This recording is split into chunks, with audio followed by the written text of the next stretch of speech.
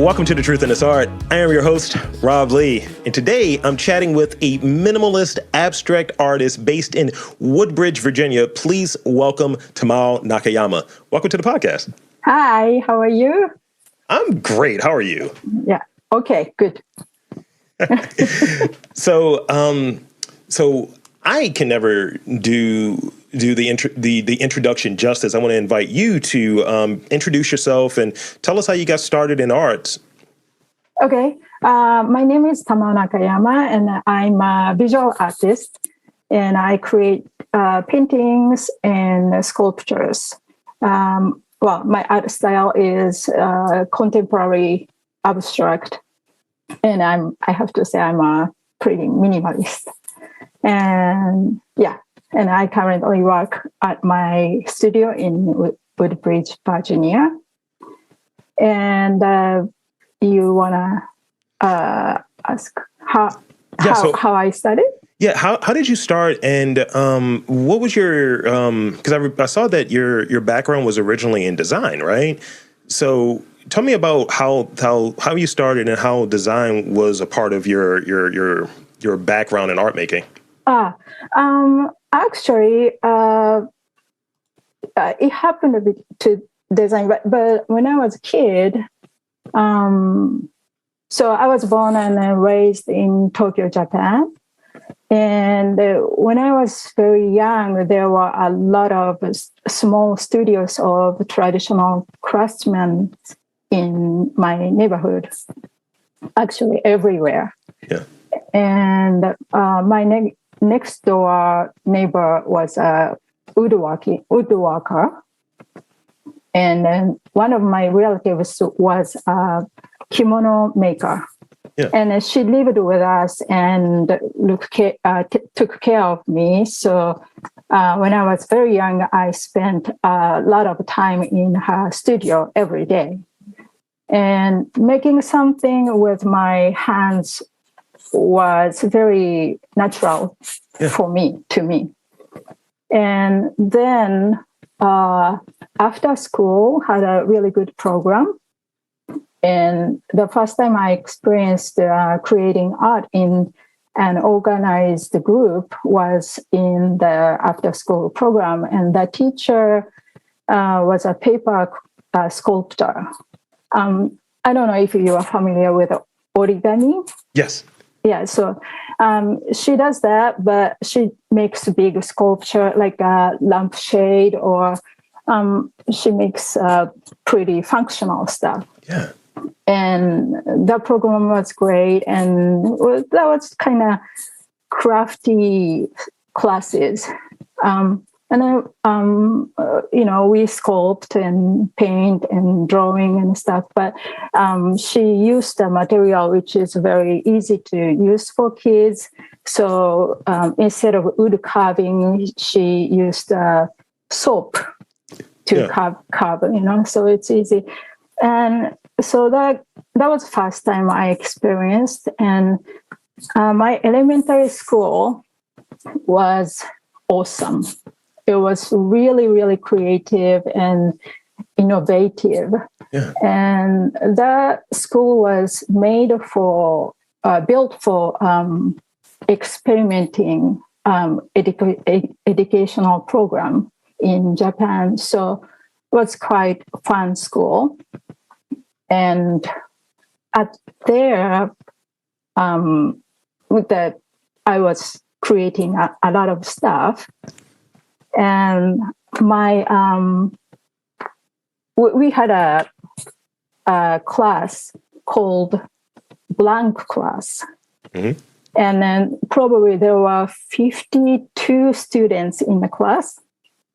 And in the blank class, all students can decide what we're going to do. Yeah. But we are doing one project. Right. And then we talked about it and what should we do? And then the other class decided to make a house. And the other class decided to make boat. And we kind of decided to make a sci-fi movie. So it was quite a bit of creation there. And other than class, I started making comic book with my friends, and it was kind of journal. So one person make a story and draw something one day, and the next day I will pass it to my friend, and then she continue make stories. And so I don't really remember well for the studies and stuff, but it was really really fun. And then everything was teacher was like, okay, you guys figure out, like, solve the problem by yourself and make it happen. Yeah. That kind of education I had. So that's how my creativity grown up there. Yeah. And the design you were asking, actually, I had a chance to go to art schools, art colleges, but I kind of didn't feel right at the time. And I feel like I'm missing something. And I didn't know what it was, but I wanted to see more art in the real world. Sure.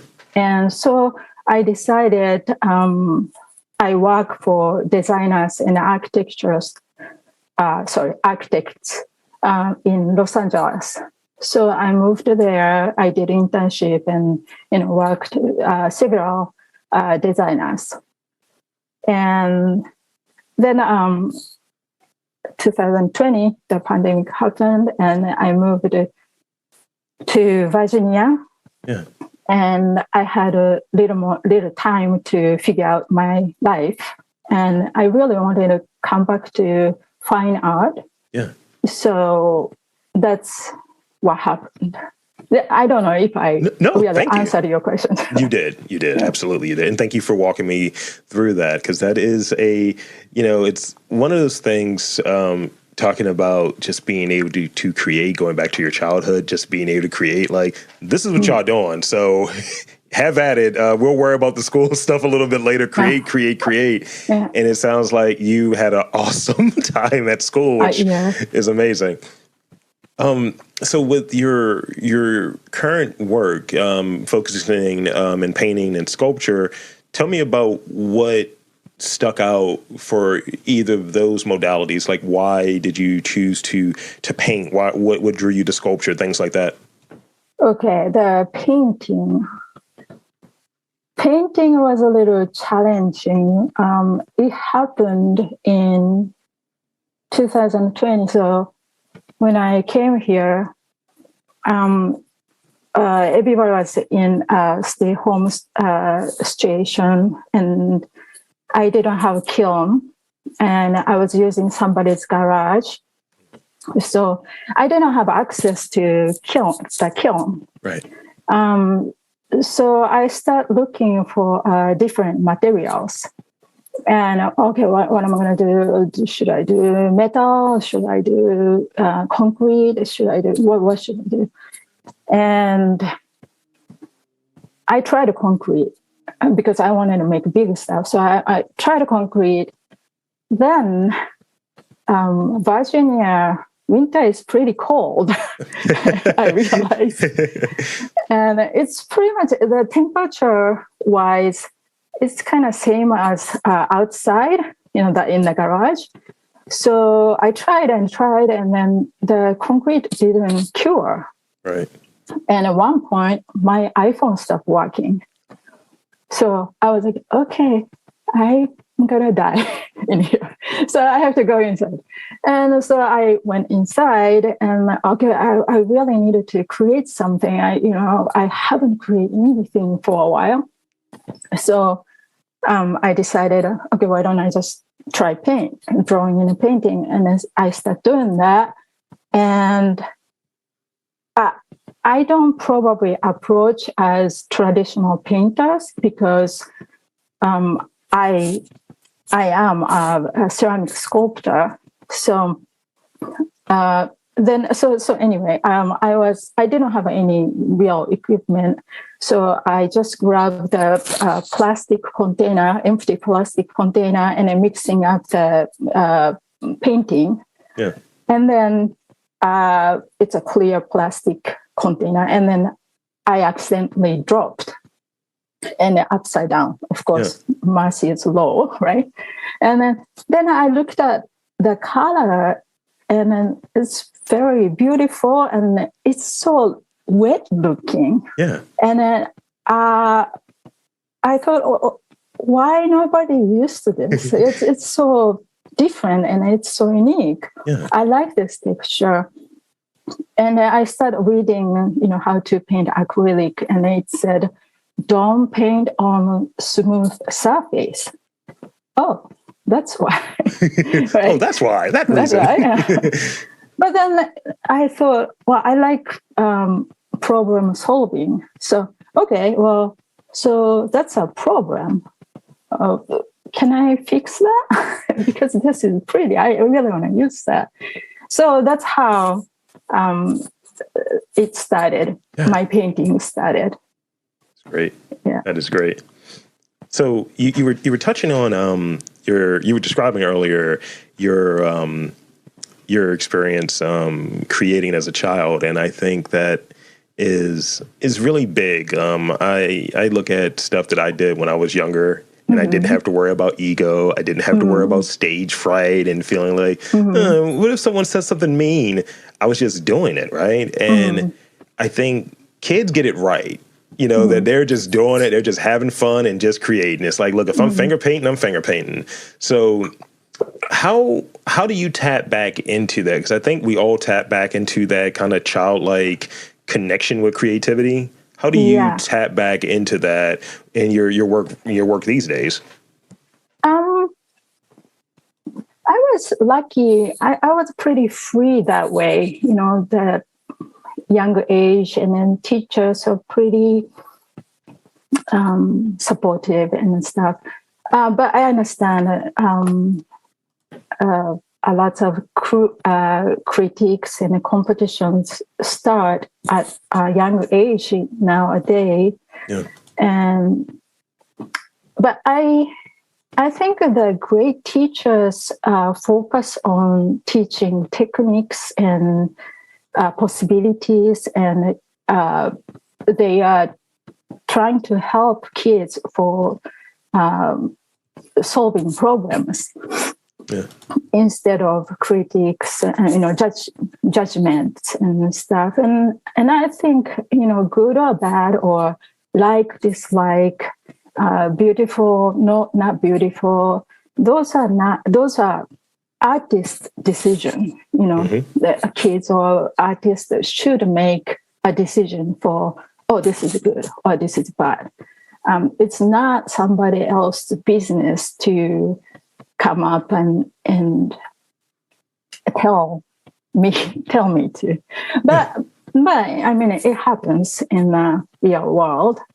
But I think if this is a little different from art story, but just being healthier mentally, and then try to make a boundaries.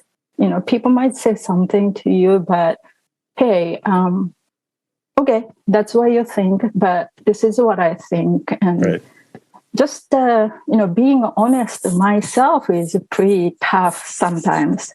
Is this really good? Or I worked hard, so I feel good.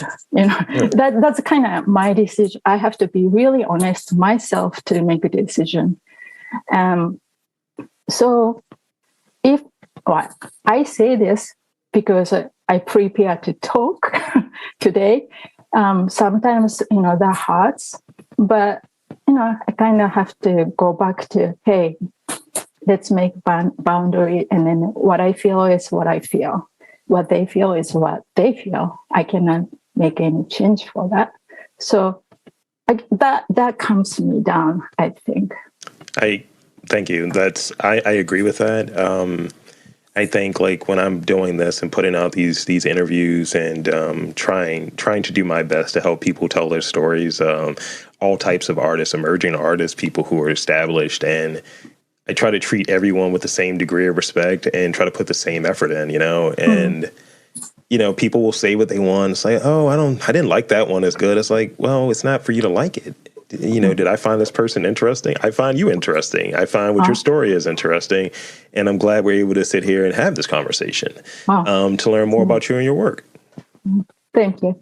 You're welcome. And I also, I think art is not so black or white, right or wrong, because if you play sports as professional, that's really tough because it's always winning or losing. You cannot avoid that. Right. But for art, you have a space to be unique. Yes. And so that's the best part. And if the art form is, for example, dancing or musician, and you have to improvise, and stand-up comedian, and then you have to improvise, that's really tough because that's a moment. If you make a mistake, people judge you, and then also you made a mistake. But for visual artists, we have time, go back and fix stuff. And so I don't think we need to panic so much. And that's kind of what I think about visual art. I think when I used to do this podcast, or podcasting as a whole, you're looking at it, you start trying to be imperfectionist. I was like, all right, I had too many ums in it. I was yawning and I'm going through and let me trim this out. And what happens is you lose, at least I would lose the natural tone that this doesn't feel like a conversation. It just feels like words. And part of that wasn't for what I thought. I felt like I like this conversation. I'm going to remember the conversation. I was doing it for what I thought people want to listen to. They don't want to hear the ums and the imperfections. But at the end of the day, you're taking it from what it is. You're taking it from being a conversation. You're changing its form. Just be natural. Yes, absolutely. This is an interesting question I have here next for you. Okay. Do you embrace your strangeness? Like those qualities that make you unique to your field, unique to your work? Like, do you embrace what makes you unique? Unique. Okay. My creativity and then problem solving. Yeah. That part is strength, but also weakness. I have a hard time following instructions without thinking. So I worked for a software testing business. I actually had a really, really hard time because so I got documents, like 60 pages documents, and it said, okay, you do that, you push this button, and then this should happen. Right. And if it doesn't happen, this should happen. Like, you have to follow the direction. But every time when something doesn't happen, what I have to do is just report that fact. Yeah. But my brain immediately starts thinking, solving the problem. I'm not a software engineer. Right. But somehow, maybe I can fix this, or, all the passivity shoots out in my head. So I kind of have to tone down to do that job. But so I was like, okay, this is really, my brain is not made for this. So I've run into a similar thing. Like I work I'm a data analyst during the day, and I try to leverage the fact that I am a problem solver and I think like that. And sometimes it's like, okay, I'm thinking of all of these other ways to fix this, but I didn't really fix the problem. I need to lower that. Come down, Rob, tighten it up a little bit. Yeah. So what were you going to say, please? No.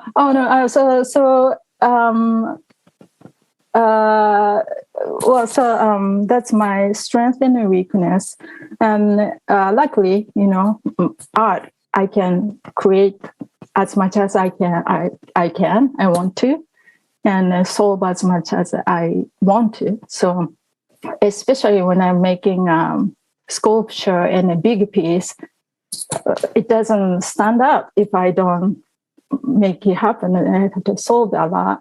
So that part I like. Oh, and then when I was working for designers, furniture designers make something for specific house, and the roof is crooked, some weird angle, but the client wants some specific function to the drawer. Then we have to come up to weird shape drawer which swing out or something like that.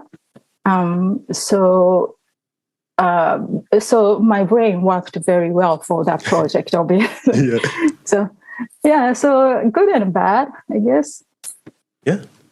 So I got one more real question for you, because I think you answered. You're overachieving. That's what's happening here. You've answered all of my other questions, so good on you. Good on you. So I got this one last real question for you. Then I got some rapid fire ones for you. So you should be scared about those. Those are very scary ones. I'm messing with you. So tell me about a time that someone gave you an opportunity that was very influential to your development as an artist. Well, in October 2021, my painting got selected for the juried group exhibition, Hypotheses.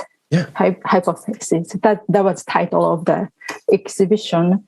And it was exhibited at the Target Gallery in Alexandria, Virginia, Torpedo Factory. Do you know? Yeah, I've heard.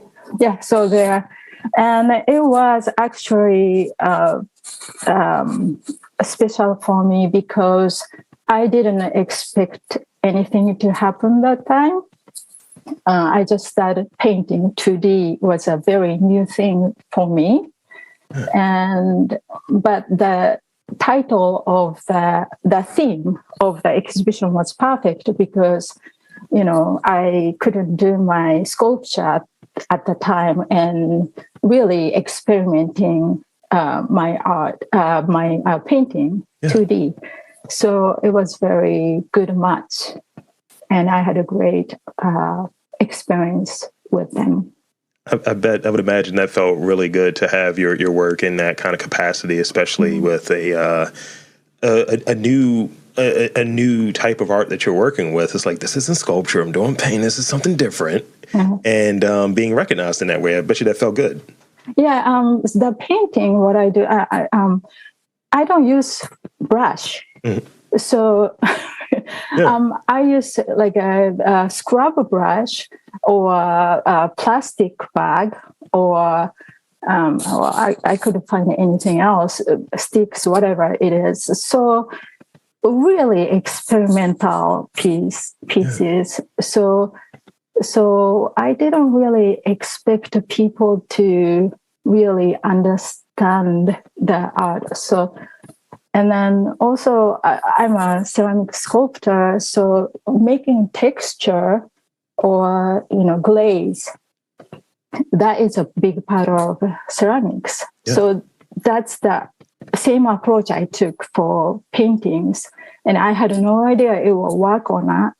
So the exhibition, people enjoyed my art, and that was very nice to see. That's great. Thank you for sharing that. All right. Now it's time to get weird. No. So, all right. So this is going to be fun. I promise you it's going to be fun. So these are my rapid fire questions. I have 4 of them for you. And pretty much with these, if you want to provide extra detail, you can. You don't necessarily have to. So I'm going to start off with this one. What is your favorite book? I don't have much time to read a book, but I have to pay tax, so I'm reading a lot of tax papers. Tax code. Yes, that's what. That's a very honest answer. I love it. All right. This doesn't necessarily have to be art related, but if you want, what fascinates you? What fascinates me?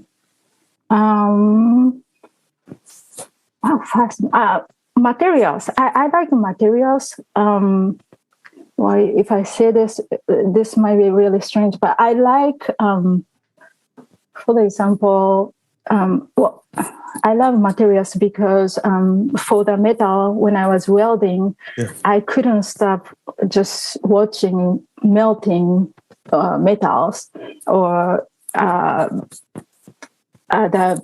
glass. Glass is kind of melting and changing the shapes. Yeah. So the behavior of materials that fascinate me, and meeting new materials, like finding out what do you call finding out new materials. They do very unexpected behavior. They do. That excites me. There's volatility there. There's this transmutation. Alchemy always interests me. And it's like, now granted, it's very cartoony and corny, but I remember watching Full Metal Alchemist, and they were talking about like, oh, alchemy, the laws of equivalent exchange. I was like, yes, tell me more. Oh. And yeah, so yeah, it's definitely interesting to see even the growth of something, like watching a plant like change from like, oh, you were a seed, now you're a tree. Like, this is great. Yeah. Yeah, you can speed up and videotape and speed up, and that's fun. The time lapse, yes. Yeah. All right, this is a good one. So what makes you laugh? Is there a specific like stand up? Is it a specific movie? Do cat videos? What makes you laugh? When I talk with my friends, because my English is so messed up, sometimes I don't mean to make jokes, but constantly so this is what I do. So I have a problem with L and R, and I have a hard time communicating. So sometimes I know I'm going to pronounce wrong, and I pronounce between L and R, and then make them think what I said. So it's really bad, but that's what I constantly do. That's actually funny. That's really funny. So I don't. Yeah. So my friends and I are always laughing because I mess up so much. I like it. I like it. I mean, Rob Lee here. So the last question I got for you. So when you're working, right? What do you have? What are you listening to? Is it music, podcasts, or is it silent when you're working? Sometimes silent, and sometimes I hear music. What are you listening to? I like Macy Gray. Really? I like. Nice. Yeah, well, Macy Gray love. Yeah. Comedy is good, but sometimes the words distract me. So, music good. When I'm putting on music, it's usually something with no lyrics. It's like classical music or something. I feel like I'm a movie villain, that this classical music playing. I want to do something really bad in a moment, but I'm just working. I'm just typing, So that's all the questions that I have. So I want to thank you for coming on to the podcast. Okay. And I want to invite you to tell the fine folks where they can find you at online to check out your work. Oh, yes, that would be great. In future, I would like to try public art. And then I'm looking for that. So hopefully I can come with a new work. That's great. And what is your website? Website is my name, Tamao Nakayama.com. All right. So let me spell because it's kind of funky. TamaoNakayama.com. Lots of A's. I love it. Yeah. So there you have it, folks. So I want to again thank Tamao Nakayama for coming on to the podcast. And I'm Rob Lee saying that there's art in and around your city. You just got to look for it.